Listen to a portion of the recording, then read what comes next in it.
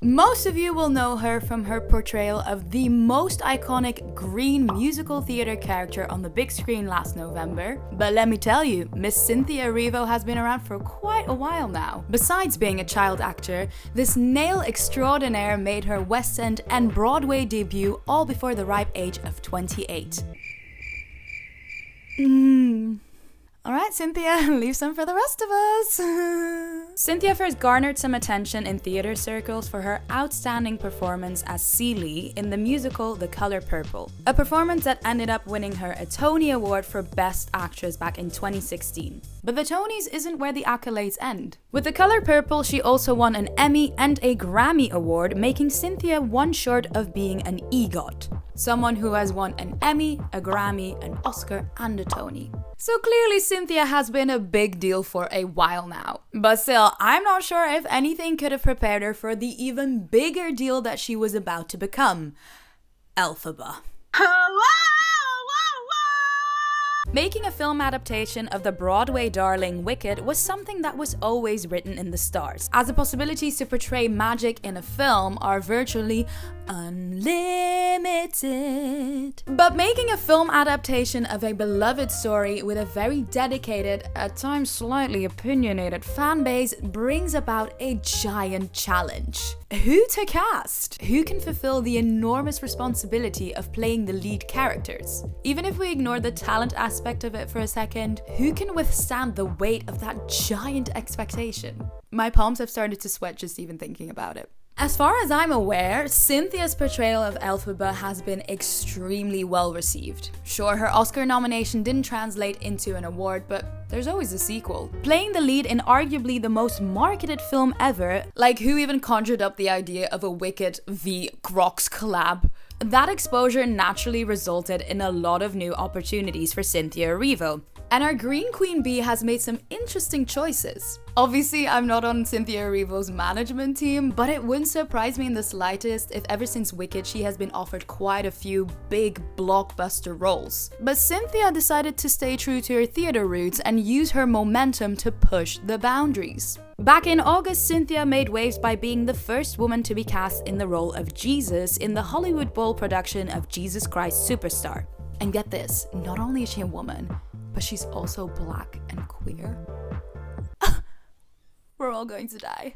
I love watching artists carefully craft their career. Wow, that's a lot of C's. Yeah, I love watching artists build a career that feels authentic. Cynthia isn't afraid of public backlash, which has probably multiplied by about 1 billion ever since she's done Wicked. Nah, she's more interested in working on projects that excite her and challenge her. Now, what might those interesting projects be, I hear you say? Well, the first one hasn't been confirmed yet, but rumor has it that Cynthia Erivo is in talks to play the Queen of Funk herself, Miss Chaka Khan, in a biopic. This wouldn't be Cynthia's first time to embody a real-life person. Back in 2019, she played the titular role in Harriet, a film depicting abolitionist Harriet Tubman's life. However, the prospect of Erivo possibly portraying Chaka Khan has been very badly received, to say the least. A lot of people are of the opinion that the African-American singer with Native American ancestry should be portrayed by someone with similar roots. Chaka Khan herself expressed her wish for her daughter to portray her on the big screen. So blatantly ignoring the star's preference has already left a bad taste in the audience's mouth. Adding fuel to the fire, old tweets resurfaced, as they always do,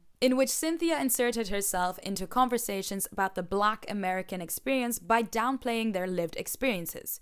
Yikes. I couldn't find the broader context of these tweets and anyway, I'm not American or Black, so I don't really feel very equipped to have a strong opinion about this possible casting. But this rumor obviously reopens the authentic casting debate. One which, if I'm being completely transparent with you, I still don't have 100% clear stance on. My broad stroke approach is that I want to champion authentic storytelling and that I want to respect cultural heritage, obviously. And in this particular case of Chaka Khan's biopic, telling the story of a real person's life, I agree that casting someone with similar life experiences will bring a level of authenticity that will otherwise be really hard to emulate. But on the other hand, does that mean that the actor always needs to have the same nationality as the character? Should British actor Lily James have passed on playing Pamela Anderson? Or Australian Margot Robbie not have taken the role of American figure skater Tonya Harding? I, as an audience member, for one, really enjoy watching an actor completely morphing into someone else. But I'm also not blind to the fact that the two examples I just mentioned are the stories of white women. So is the defining factor perhaps how much race and environment has influenced this person's life? Like, should we have a hard line in place where casting should always strive to find actors with similar backgrounds to the characters? Or should that only be the case when the character's background heavily influences the story? But is that then always the case for Black characters? I don't know. I'm just like opening up the conversation here. Like, honestly, part of me is actually kind of petrified to maybe even leave this in this video because I don't want to be construed as like someone insensitive or ignorant. But it's such a layered topic, and I really do. Oh my god, a bird just. I think I just witnessed a bird kill themselves. I'm gonna go have a look and see if they're okay. They're fine.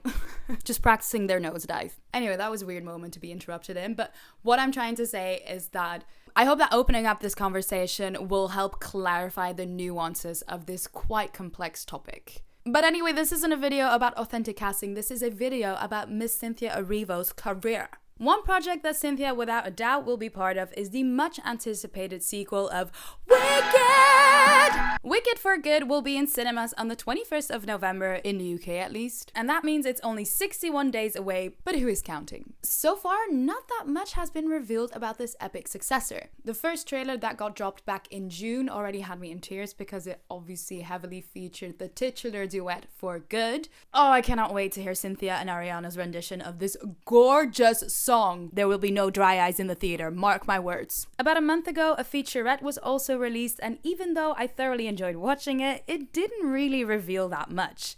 Like, if you've seen the stage version and therefore normally have seen the second act of this story, you're pretty much up to date with what to expect from the second film. Director John M. Chu has revealed in interviews, though, that Dorothy will have a larger part in the film than she does in the stage musical. Which obviously isn't that hard because she's barely in the stage musical, but still, it's nice to see that they're pulling in some elements from the original source material. But plot twist, they still haven't announced who will play her. Such a tease. I've read speculations online that Matilda's Alicia Weir will wear the ruby slippers. Did you get it? Although the slippers ain't ruby in this version, no. We are going old school and sticking to the silver of the 1900 novel. I've also seen Dove Cameron's name being thrown around, which would be kind of odd because I swear that she auditioned to be Glinda. I do think she would have been a really good Glinda as well. Hey, who knows? Maybe John M. Chu was like, look, Ariana really captured my heart, but damn, I really want to work with you too, so want to play Dorothy? I don't know if her casting would reach as low as the age of 12 though. Can I share a secret? A small part of me is actually really scared that the sequel will not live up to its expectation. But I shouldn't think like that. We still have so much to look forward to, like, As Long As You're Mine, For Good, No Good Deed. Oh my god, we all know that Cynthia will slam dunk the fuck out of No Good Deed. Oh god, I hope that cinemas are gonna do a double bill. 5 hours of, like, snuggling under my coat with some popcorn and have some tears streaming down my face. Sign me up. A third project that I want to talk about is the one-woman version of Dracula that Cynthia is set to perform from February onwards at the Noel Coward Theatre here in London. Now, is it just me?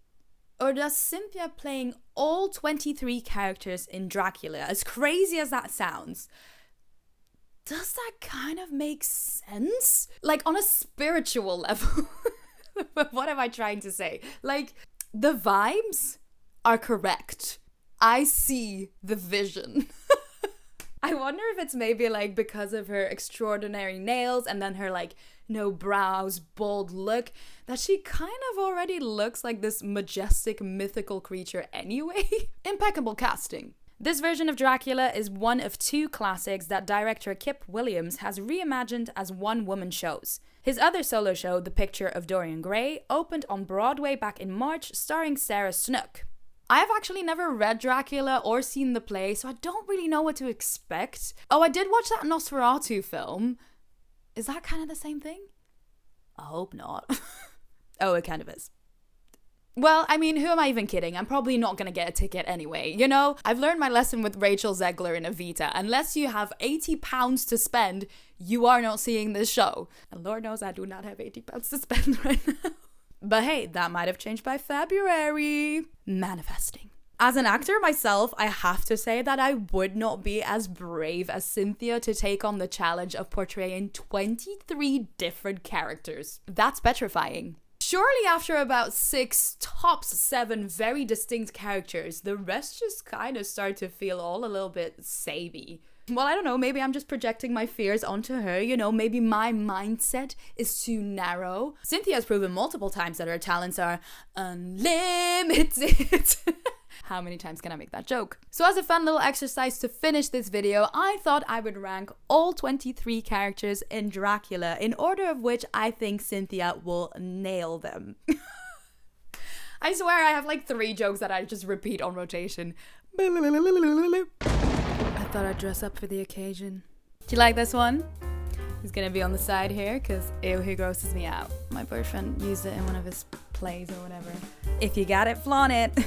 Okay, so I can't find a list with all 23 characters of Dracula, so I'm just gonna trust good old Spark Notes and review the 11 main characters. Number 1, Count Dracula. Can I straight away put a character on number 1 spot? I feel like she'll be fucking amazing at Dracula. Can she play a centuries-old vampire and Transylvanian nobleman? I think she can. Okay, wait. Let's not put Dracula on number 1 straight away because that's just boring, right? Let's put it on number 2. Okay, next character is Van Helsing, a Dutch professor described by his former pupil as a philosopher and metaphysician and one of the most advanced scientists of his day. Oh, wow. Well, the Dutch accent is quite a hard one to nail, but at the same time, this seems to be quite a prominent character, so probably she will put a lot of effort in it. So, number 5? Okay, next character is Jonathan Harker, a solicitor whose firm sends him to Transylvania to conclude a real estate transaction with Dracula. Young and naive, Harper quickly finds himself a prisoner in the castle and barely escapes with his life. I remember this from the Nosferatu film. It's a cute dude. Okay, Cynthia has proven before that she's extremely good at portraying vulnerability, and seeing this character becomes the prisoner, I think she'll be very good at that. So let's give her let's give this character number 3. Jonathan Harker, number 3. Mina Murray. That's Jonathan Harker's fiance, so that's, what's her name? Lily Rose Depp. I'm always referring back to Nosferatu because that's the only like point of reference I have. Sorry if that is really completely wrong. Intelligent and resourceful. Mina seems to be quite prominent as well, and I feel like she'll do a better job at Mina than Helsing, so we're gonna put Mina on number 4. Lucy Westenra. Mina's best friend, attractive, vivacious young woman. She becomes a vampire, which compromises her much praised chastity and virtue. In other words, she's a little slut. I don't know how good Cynthia would be at playing a more loose woman. Also, I don't know if it's quite nice to say that she'll be good at playing it. So I'm just gonna cover myself and I'm gonna say that she's gonna be really bad at playing Lucy. Okay, next up is Arthur Holmwood. He's the first to offer Lucy a blood transfusion, and he agrees to kill her demonic form. Whoa! He's gonna kill his own wife. Is that what it is? But I do feel like he is probably a slightly smaller character, and therefore I fear that he might fall into the category of like less developed and therefore a little bit samey. But it will be a powerful scene to kill his own wife, won't it? So let's maybe, what do we have left here? Shall we put him number 8? Just because it's kind of like in the middle of what we have left? Yeah, let's go for that. Feels good. It feels good. Arthur on number 8. Dr. John Seward. Sword. Conducts ambitious interviews with one of his patients, Renfield, in order to understand better the nature of life-consuming psychosis. He turns on Lucy, okay. I feel like this is very much a B plotline character. I'm gonna put him under Arthur. You know what? I'm gonna do it. I'm gonna put him under Arthur. I'm sorry, John Seward. Lucy isn't the only one who is choosing Arthur above you. Quincy Morris. a plain-spoken American from Texas. Another of Lucy's suitors. Jesus fucking Christ, Lucy, what's happening? Proves himself a brave and good-hearted man. A Texas accent, I think that will be really helpful to really separate this character from Other characters. So... I can see we still have number 1 free over there. I don't think we could put him on number 1, although it would be very funny to put him on number 1. I'm gonna put Quincy on number 6. Number 6 for Quincy. Renfield. Ooh, a patient at Seward's mental asylum. Renfield indulges a habit of consuming living creatures, flies, spiders, birds, and so on, which he believes provide him with strength, vitality, and life force. He sounds really, really weird. Alright, this sounds like a very strong character, and you know, we still have the number 1 spot free. Is Cynthia gonna be a really good character actress? I don't know, I've never really seen her do that, but I'm willing to take a bet on it. So yeah, I'm gonna put Renfield number 1 because I feel like doing that. Swales, an elderly man and former sailor residing in Whitby. Odd man who speaks in a thick Yorkshire dialect. You know, all of these different accents are really gonna help though to differentiate these characters. An older man as well, like physically that will be easier to portray. We only have 2 spots left. I'm gonna give Swales number 7. Mrs. Westenra, Lucy's mother, brittle woman of healing faith. Oh, of failing health. What did my brain do there? She dies of shock when a wolf leaps through Lucy's window. That's gonna be horrendous to portray as a one woman, like, ugh. I'm very happy giving Miss Westenra the penultimate place.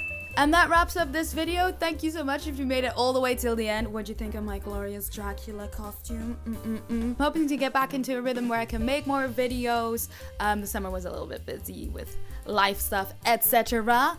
But yeah, please subscribe if you haven't already. Leave a comment, send it to friends, whatever. And I'll speak to you soon. Bye! Bye!